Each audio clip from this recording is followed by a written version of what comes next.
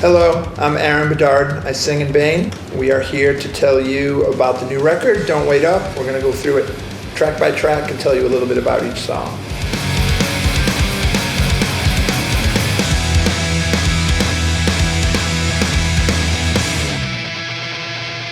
So the first song on the record is called Non-Negotiable, which is actually the only song on the record that sort of existed before we sat down to write the record. That song's a few years old.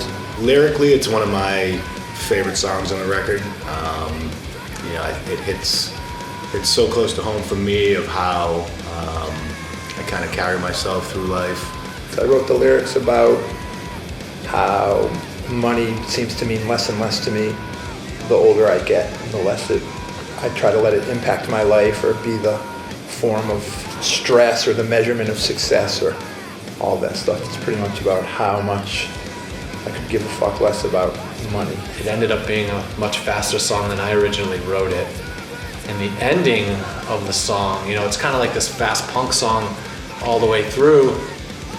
And then the ending, I had this like build up that was gonna go into like this big mosh ending.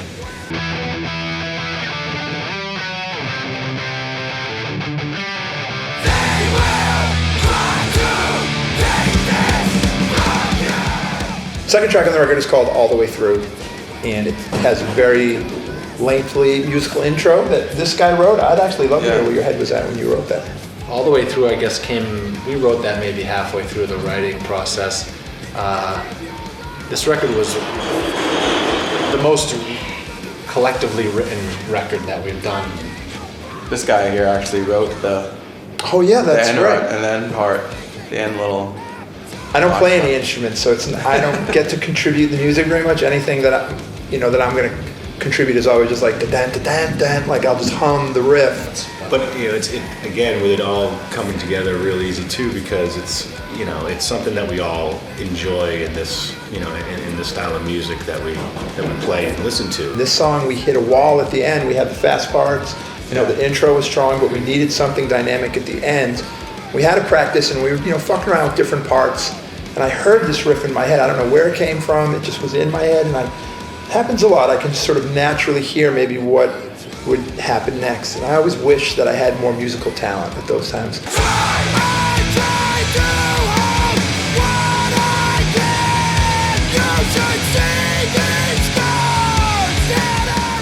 It's one of the most basic songs that Bane ever wrote, but one of the hardest songs that we ever recorded. But yeah, musically, that's one of my favorites on the record.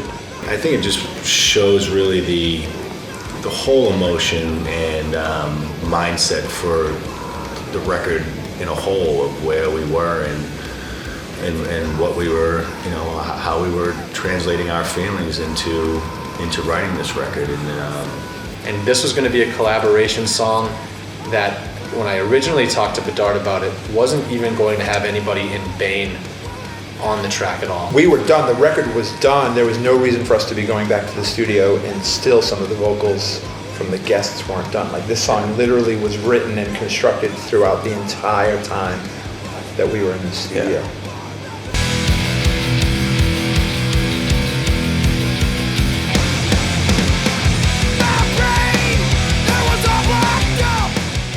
Park Street. That was a fun one to write, and it got dissected and reworked. Yeah, by Pete, our bass player, Pete, who came in who recorded on this record. And he, we sent him the songs, and he came to practice. And he had various notes on the songs, various ideas. And on this song, he was just like, let's just cut out the entire fast part. Like, Park Street would be completely different if it wasn't for Pete. At first, we're all kind of like, but it's such a better song the way it is now. Yeah. It's about 3 chords long, Yeah, so it's easy to play. It's straight up, and we had a lot of fun with the mosh at the end of that one.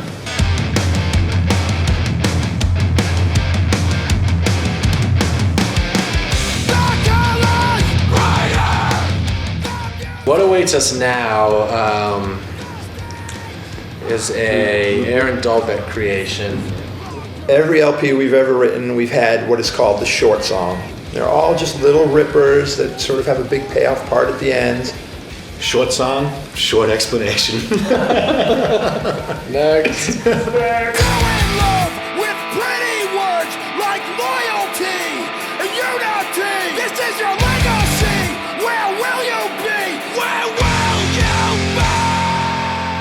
We flip the record over, and track 6 is called Hard to Find. To me, it's a really pretty song, and it has these kind of chaotic build-up at the end, and then it's just like smashes you in the face. And if I had really long hair, I'd headbang through the whole ending, but I don't. If I could jump around and still play the drums, right? Yeah.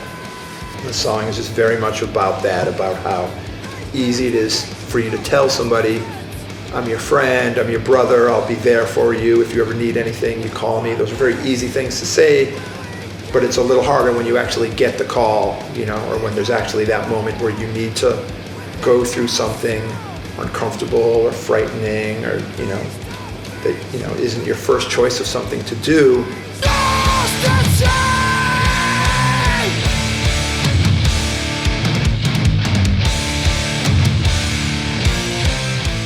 Track number 7 is Lost at Sea, which is musically the first one we were fucking with, right? That was the first, yep.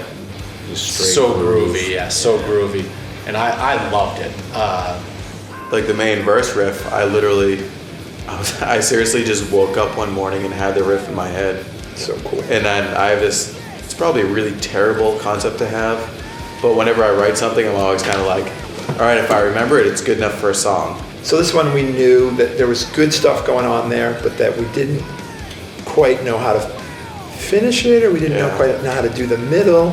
We worked on it just a little bit every practice for maybe 4 or 5 different practices. But for me it was fun because the song really just wrote itself lyrically.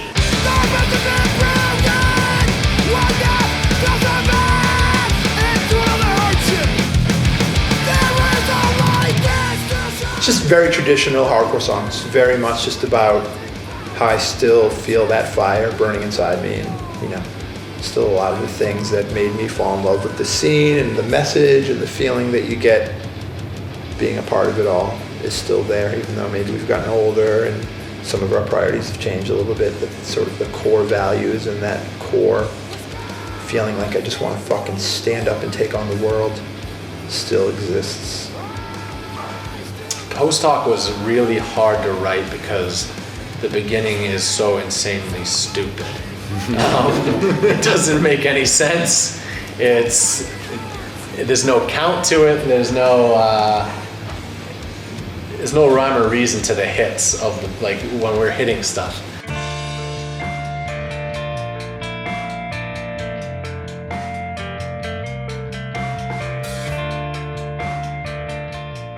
That's definitely, you know, the heaviest song that we've ever had.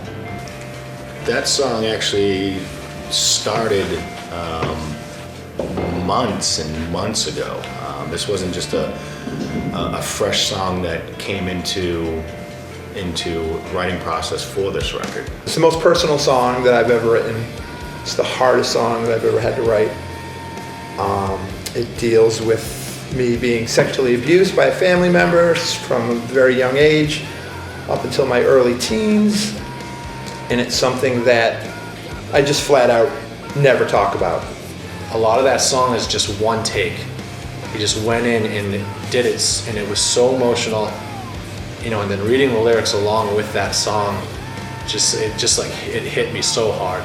But for some reason, when it came time to start thinking about the things that I wanted to say with this record, and that this was going to be my last opportunity, possibly to, you know, speak to a wide audience about whatever it was I wanted to talk about, I started feeling like maybe I'll tackle this subject. Maybe I'll try to, you know, face this fucking demon that's been chasing me around for a lot of years. I thought it would be very cathartic for me, that it would be good for me, and I sort of felt like it'll probably be good for a few kids who have gone through something similar and feel, fucked up and, all the stuff that comes along with that. I figured even if I made just a couple of kids not feel so alone with it, that it would be worth it. Went from being a song that was going to be a mystery and almost thrown out to, I think, being one of my favorite Bane songs ever.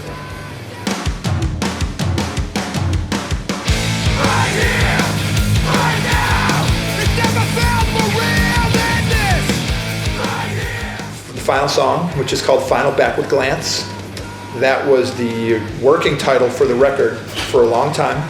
It knew that it was going to have this sort of, end chorus, this sort of epic goodbye feeling that we were pretty sure this will be the final track on the record. And I wrote the song knowing that, sort of working towards that end, that all right, we'll have the end chorus be, this is my final backward glance. This is kind of our goodbye song, I guess, to everybody. Last word of the song. Yeah, it's so in itself ended up being a really special song to all of us. And it's a little all over the place lyrically. It's not, I can't really sit here and say, it's about this and give you a nice, neat little catchphrase. It's about me having to face the fact that this is coming to an end, and I fucking love it so much, and I'm really sad, and I hope that we gave enough.